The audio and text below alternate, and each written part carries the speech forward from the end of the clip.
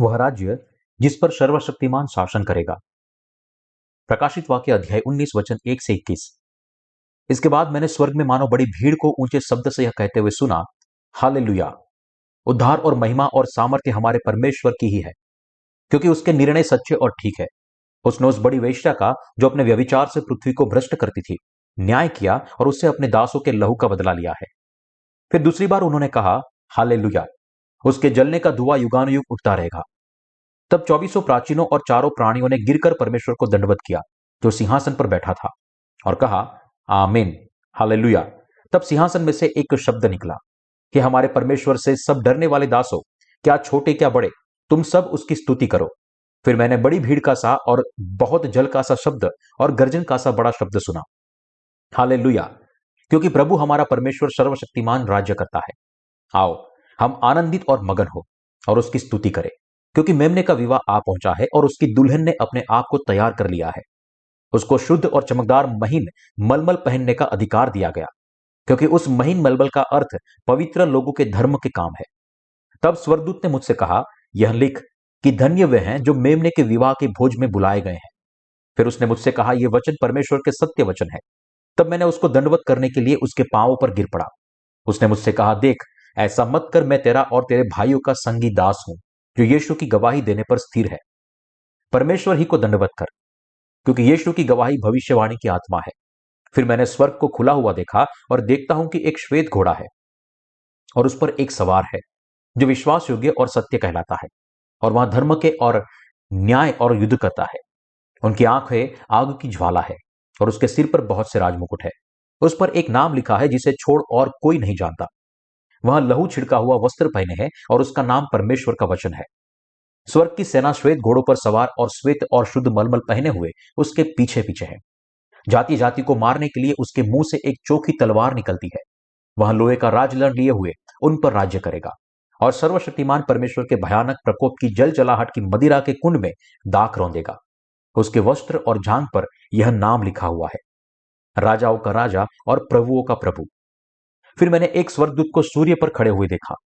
उसने बड़े शब्द से पुकारकर आकाश के बीच में से उड़ने वाले सब पक्षियों से कहा, आओ, परमेश्वर के बड़े भोज के लिए इकट्ठे हो जाओ, जिससे तुम राजाओं का मांस और सरदारों का मांस और शक्तिमान पुरुषों का मांस और घोड़ों का और उनके सवारों का मांस, और क्या स्वतंत्र क्या दास, क्या छोटे क्या बड़े, सब लोगों का मांस खाओ। फिर मैंने उसे पशु और पृथ्वी के राजाओं और उनकी सेनाओं को उस घोड़े के सवार और उनकी सेना से लड़ने के लिए इकट्ठे देखा। वहां पशु और उसके साथ वहां झूठा भविष्यवक्ता पकड़ा गया, जिसके उसके सामने ऐसे चिन्ह दिखाए थे, जिनके द्वारा उसने उनको भयानक, जिन पर पशु की छाप थी और जो उसकी मूर्ति की पूजा करते थे, ये दोनों जीते जी उस आग की झील में, जो गंधक से जलती है, डाले गए। शेष लोग उस घोड़े के सवार की तलवार से, जो उसके मुंह से निकलती थी, मार डाले गए, और सब पक्षी उनसे मांस से तृप्त हो गए। विवरण। वचन 1। इसके बाद मैंने स्वर्ग में मानो बड़ी भीड़ को ऊंचे शब्द से कहते हुए सुना, हालेलुया, उद्धार और महिमा और सामर्थ्य हमारे परमेश्वर की ही है। यह भाग उन संतों का वर्णन करता है जो प्रभु परमेश्वर की स्तुति करते हैं, क्योंकि मेमने के साथ उनका विवाह दिन निकट आता है। हमारे प्रभु परमेश्वर ने संतों को उनका उद्धार और महिमा दी है, कि वे अच्छे कारण से उसकी स्तुति करें। इसलिए हवा में रैप्चर संत प्रभु परमेश्वर की स्तुति करना जारी रखते हैं, क्योंकि उनके सभी पापों और उनकी अपरिहार्य निंदाओं से उन्हें छुड़ाने की उनकी कृपा कितनी महान है। शब्द हालेलुया या हालेलुया इब्रानी शब्द हलाल से बना है, जिसका अर्थ है स्तुति, और याह, जिसका अर्थ यहोवा है। इसलिए इसका अर्थ यहोवा की स्तुति करो है। विशेष रूप से पुराने नियम के भजन संहिता 113 से 118 को मिस्र का हालेल कहा जाता है, और भजन संहिता 146 से लेकर 150 को हालेल के भजन कहा जाता है। ये हालेल के भजन ऐसे गीत हैं जिनमें यहूदी लोगों के आनंद और दुख शामिल है। उन्हें दुख और क्लेश के समय में ताकात देने थे, और उद्धार और जीत के समय में खुशी के गीत के रूप में गाए जाते थे। ये गीत तब भी गाए जाते थे जब हालेलुया की स्तुति केवल परमेश्वर के लिए ही की जा गई है। इसका कारण यह है कि संसार पर की महान विपत्तियों के बारे में प्रभु का न्याय सच्चा और धर्मी है, और क्योंकि उद्धार, सामर्थ और महिमा केवल परमेश्वर के हैं। वचन 2। क्योंकि उसके निर्णय सच्चे और ठीक है। उसने उस बड़ी वेश्या का, जो अपने व्यभिचार से पृथ्वी को भ्रष्ट करती थी, न्याय किया और उससे उनके दासों का लहू का बदला लिया। प्रभु परमेश्वर पृथ्वी के सभी धर्मवादियों और सभी अविश्वासियों पर 7 कटोरे की विपत्तियां डालकर संतों का बदला लेंगे। यह परमेश्वर का सच्चा और धर्मी न्याय है। क्योंकि इस संसार के धर्मवादियों ने परमेश्वर के पाप रहित और धर्मी सेवकों की हत्या की थी, वे बदले में परमेश्वर द्वारा अनंत मृत्यु के दंड के पात्र हैं। क्या परमेश्वर के सेवकों ने कभी इस पृथ्वी पर कुछ भी ऐसा किया है कि वे सांसारिक धर्मवादियों द्वारा मारे जाने के योग्य हो? बिल्कुल नहीं। फिर भी दुनिया के सभी धर्मवादी प्रभु परमेश्वर की संतानों की हत्या करने की अपनी योजना में एकजुट हो गए हैं। इस प्रकार परमेश्वर द्वारा इन हथियारों पर 7 कटोरों की विपत्तियां डालना न्याय संगत है, जो परमेश्वर की धार्मिकता को भी प्रकट करता है। वचन 3। फिर दूसरी बार उन्होंने कहा, हालेलुया, उसके जलने का धुआं युगानुयुग उठता रहेगा। संत हवा में प्रभु परमेश्वर की स्तुति कर रहे हैं, क्योंकि यीशु जो मेमना बन गया है, उसके साथ उनके विवाह का दिन निकट आ गया है। उसके जलने का धुआं युगानुयुग उठता रहेगा। यह इस दुनिया से निकटने वाले धुएं को संदर्भित करता है, जो परमेश्वर द्वारा डाले गए 7 कटोरे के महान विपत्तियों द्वारा नष्ट किया जाएगा और जला दिया जाएगा। यह हमें दिखाता है कि यह दुनिया अपने खंडहरों से कभी नहीं उबर पाएगी, क्योंकि इसका विनाश घातक और शाश्वत होगा। वचन 4। तब 24 प्राचीनों और चारों प्राणियों ने गिरकर परमेश्वर को दंडवत किया, जो सिंहासन पर बैठा था, और कहा, आमीन, हालेलुया। तथ्य यह है कि प्रभु यीशु के साथ संतों के विवाह का दिन आ गया है। यह एक ऐसी शानदार घटना है कि स्वर्ग में 24 प्राचीन और 4 जीवित प्राणी अपने सिंहासन पर बैठे प्रभु परमेश्वर की आराधना और स्तुति करते हैं। यही कारण है कि परमेश्वर के सभी सेवक हवा में प्रभु परमेश्वर की स्तुति कर रहे हैं। वचन 5। तब सिंहासन में से एक शब्द निकला, हे हमारे परमेश्वर से सब डरने वाले दासों, क्या छोटे क्या बड़े, तुम सब उसकी स्तुति करो। क्योंकि मेमने का संतों के साथ विवाह का दिन उसने सभी सेवकों और संतों के लिए एक बहुत बड़ा आनंद है, जो प्रभु परमेश्वर में विश्वास करके बचाए गए हैं। सिंहासन से निकलने वाली उन सभी को परमेश्वर की स्तुति करने की आज्ञा देती है। अब समय आ गया है कि परमेश्वर के सेवकों और उसके सभी संत आनंदित हो और प्रभु की स्तुति करें। वचन 6। फिर मैंने बड़ी भीड़ का सा और बहुत जल का सा शब्द और गर्जन का सा बड़ा शब्द सुना, हालेलुया, क्योंकि प्रभु हमारा परमेश्वर शक्तिमान और राज्य करता रहेगा। यह वचन हमें बताता है कि प्रभु परमेश्वर के राज्य का समय निकट आया है। अब समय आ गया है कि उनके संतों और सेवकों को उनकी शाश्वत शांति, आनंद और नदी की तरह बहने वाले आशीर्वाद प्राप्त हो। इसलिए वे प्रभु परमेश्वर की स्तुति कर रहे हैं। भले इस पृथ्वी पर महान विपत्तियां जारी है, लेकिन फिर भी संत हवा में हमारे परमेश्वर की स्तुति कर रहे हैं, क्योंकि समय आ गया है कि वे प्रभु परमेश्वर द्वारा राज्य करें। अर्थात अब समय आ गया है कि परमेश्वर अपने सभी संतों की महिमा करे। इस समय संतों की स्तुति का शब्द गर्जन और बहुत जल की आवाज की तरह है। इस प्रकार प्रभु के राज्य का विवाह भोज संतों की सुंदर स्तुति के साथ शुरू होता है। वचन 7। आओ हम आनंदित और मगन हो और उसकी स्तुति करें, क्योंकि मेमने का विवाह आ पहुंचा है और उसकी दुल्हन ने अपने आप को तैयार कर लिया है। अब जब परमेश्वर के द्वारा लाए गए 7 कटोरे की विपत्तियां समाप्त हो रही है, तो यह पद हमें बताता है कि सभी संतों के खुश होने और आनंदित होने का समय आ गया है। संत यहां प्रसन्न और आनंदित होते हैं, क्योंकि उनके लिए हमारे परमेश्वर से विवाह करने और उनके राज्य में रहने का दिन आ गया है। संतों के साथ रहने के लिए हमारे प्रभु परमेश्वर ने अपना नया स्वर्ग और पृथ्वी, पवित्र शहर और उसके बागीचे और सारी महिमा और धन तैयार किया है, और वहां केवल उनकी प्रतीक्षा कर रहा है। इस समय से संतों को हमेशा के लिए प्रभु के साथ राज्य करना है। वचन 8। उसको शुद्ध और चमकदार महीन मलमल पहनने का अधिकार दिया गया, क्योंकि उस महिल मलमल का अर्थ पवित्र लोगों के धर्म के काम है। प्रभु ने पवित्र लोगों को नए वस्त्र दिए हैं, जो उत्तम मलमल के बने हैं। जो कोई प्रभु परमेश्वर की सेवा में रहता है, वह इन वस्त्रों को पहनता है। दूसरे शब्दों में, परमेश्वर संतों को स्वर्ग के वस्त्र पहनाते हैं। महीन मलमल के ये स्वर्गीय वस्त्र पसीने से भीगे नहीं है। यह हमें बताता है कि यह तथ्य कि हम मेमने की दुल्हन बने हैं, यह हमारे मानव निर्मित प्रयासों और निवेशों के कारण नहीं है, बल्कि प्रभु के द्वारा दिए गए पानी और आत्मा के सुसमाचार में हमारे विश्वास के कारण है। मसीह विरोधी द्वारा पहने जाने वाले लाल और बैंगनी परिधान के विपरीत यह बढ़िया महीन कपड़ा याजकों और राजकों के वस्त्र बनने के लिए इस्तेमाल किए जाने वाला कीमती कपड़ा है। पसीने से मुक्त सफेद महीन मलमल हमें दिखाता है कि जो लोग परमेश्वर के अनुग्रह और उसकी धार्मिकता को पहने हुए हैं, वे अब उसके लोग बन गए हैं। क्योंकि उस महीन मलमल का अर्थ पवित्र लोगों के धर्म के काम है। इस वाक्यांश के द्वारा इसका अर्थ यह है कि जो लोग प्रभु परमेश्वर द्वारा दिए गए उद्धार की कृपा से पवित्र बन गए, उन्होंने अपने विश्वास की रक्षा के लिए मसीह विरोधी और उनके अनुयायियों द्वारा अपनी शहादत के साथ परमेश्वर की महिमा की। दूसरे शब्दों में, धर्म के काम व्यवस्था की धार्मिकता को नहीं, बल्कि संतों की शहादत को उनके कीमती विश्वास की रक्षा के लिए संदर्भित करता है। इसी तरह अंत समय के यीशु मसीह की सभी दुल्हनें शहीद हुई है, जिन्होंने यीशु में अपने विश्वास की शुद्धता की रक्षा करने के लिए इस धरती पर रहते हुए मसीह विरोधी और उसके अनुयायियों के खिलाफ लड़ाई लड़ी थी। शहादत के अपने विश्वास की तैयारी के लिए सभी संतों को महान क्लेश के पहले 3.5 वर्षों के लिए तैयार होना चाहिए, क्योंकि जब ये 3.5 साल पूरे हो जाएंगे तो वे वास्तव में शहीद हो जाएंगे। वचन 9, तब स्वर्गदूत ने मुझसे कहा, यहां लिख कि धन्य वे हैं जो मेमने के विवाह के भोज में बुलाए गए हैं।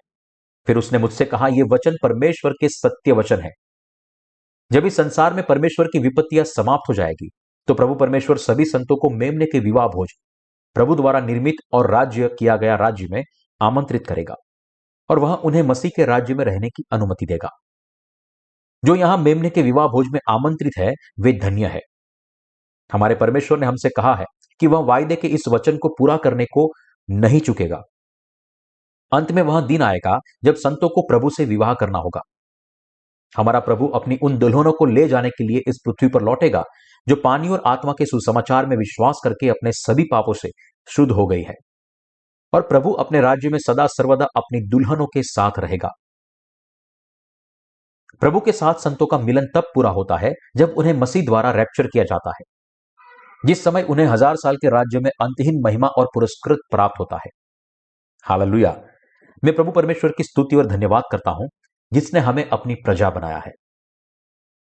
वचन 10, तब मैं उसको दंडवत करने के लिए उसके पांव पर गिर पड़ा। उसने मुझसे कहा, देख, ऐसा मत कर। मैं तेरा और तेरे भाइयों का संगी दास हूं, जो यीशु की गवाही देने पर स्थिर है। परमेश्वर ही को दंडवत कर, क्योंकि यीशु की गवाही भविष्यवाणी की आत्मा है। संतों को यह सभी महिमा केवल प्रभु परमेश्वर को देनी चाहिए, जो संतों से सभी आराधना और स्तुति प्राप्त करने वाला है। वह केवल हमारा त्रिएक परमेश्वर है।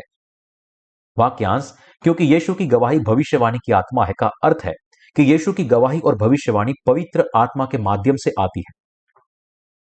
वचन 11, फिर मैंने स्वर्ग को खुला हुआ देखा, और देखता हूं कि एक श्वेत घोड़ा है, और उस पर एक सवार है जो विश्वास योग्य और सत्य कहलाता है, और वह धर्म के साथ न्याय और युद्ध करता है। जब अंत का समय आएगा, हमारे प्रभु परमेश्वर एक सफेद घोड़े पर सवार होकर शैतान के खिलाफ उसकी धार्मिकता से लड़ेंगे और उसे अथाह गड्ढे और आग की झील में फेंक देंगे। यहां यीशु मसीह का नाम विश्वास योग्य और सत्य है। शब्द विश्वास योग्य, जिसका अर्थ है कि मसीह भरोसेमंद है, उसकी सच्चाई और निष्ठा को व्यक्त करता है, जबकि शब्द सत्य, जिसका अर्थ है कि वह झूठ से मुक्त है, हमें बताता है कि मसीह परमेश्वर के धर्मी न्याय के साथ मसीह विरोधी पर जय प्राप्त करेगा। वचन 12, उसकी आंखें आग की ज्वाला है, और उसके सिर पर बहुत से राजमुकुट है। उस पर एक नाम लिखा है जिसे उसको छोड़ और कोई नहीं जानता। प्रभु की आंखें आग की ज्वाला है हमें बताती हैं कि उनके पास सभी का न्याय करने का सामर्थ है। दूसरी ओर वाक्यांश, उसके सिर पर बहुत से राजमुकुट है, का अर्थ है कि हमारे परमेश्वर हमेशा शैतान के खिलाफ लड़ाई में शैतान पर जय प्राप्त करते हैं, क्योंकि वह सर्वज्ञ और सर्वशक्तिमान परमेश्वर है। वचन 13, वह लहू छिड़का हुआ वस्त्र पहने है, और उसका नाम परमेश्वर का वचन है। हमारे प्रभु अपने भयंकर क्रोध के साथ संतों के शत्रुओं का न्याय करने के द्वारा संतों का बदला लेंगे, जो उनके खिलाफ खड़े थे। यहां परमेश्वर कोई और नहीं बल्कि स्वयं यीशु मसीह है। जैसा कि उसने अपने वचन के साथ किया था, हमारे परमेश्वर वास्तव में एक मनुष्य के शरीर में इस पृथ्वी पर आए, जगत के सभी पापों को उठाने के लिए यूहन्ना द्वारा बपतिस्मा लिया, उन पापों को क्रूस पर ले गया और पूरी मनुष्य जाति के पापों को दूर किया। लहू छिड़का हुआ वस्त्र, यह लहू मसीह के अपने लहू का उल्लेख नहीं करता है।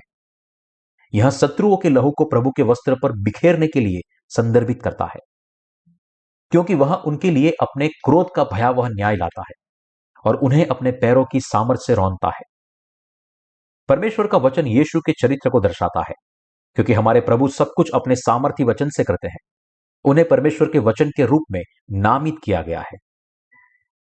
वचन 14 से 16। स्वर्ग की सेना श्वेत घोड़ों पर सवार और श्वेत और शुद्ध मलमल पहने हुए उसके पीछे पीछे है।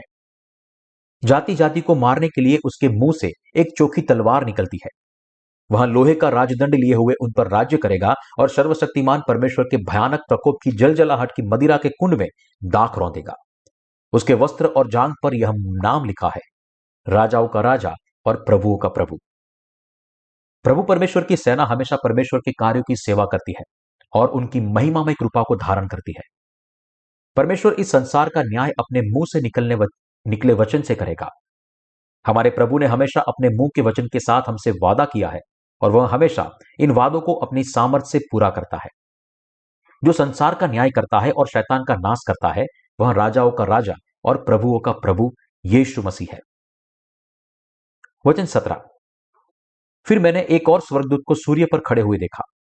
उसने बड़े शब्द से पुकार कर आकाश के बीच में से उड़ने वाले सब पक्षियों से कहा, आओ परमेश्वर के बड़े भोज के लिए इकट्ठे हो जाओ। यह दुनिया शैतान और उसके अनुयायियों के साथ अंत में यीशु मसीह द्वारा नष्ट कर दी जाएगी। बाइबल इस संसार के विनाश को परमेश्वर की महान दावत के रूप में वर्णित करती है। वचन 18। जिससे तुम राजाओं का मांस और सरदारों का मांस और शक्तिमान पुरुषों का मांस और घोड़ों का और उनके सवारों का मांस और क्या स्वतंत्र क्या दास, क्या छोटे क्या बड़े, सब लोगों का मांस खाओ। यह वचन हमें बताता है कि क्योंकि जब तक प्रभु परमेश्वर की महान विपत्तियां समाप्त नहीं हो जाती, तब तक सारे संसार और उसमें रहने वाले सभी लोगों को मौत के घाट उतार दिया जाएगा। आकाश में उड़ने वाले पक्षी उनकी लोथों को खाकर अपना पेट भरते थे।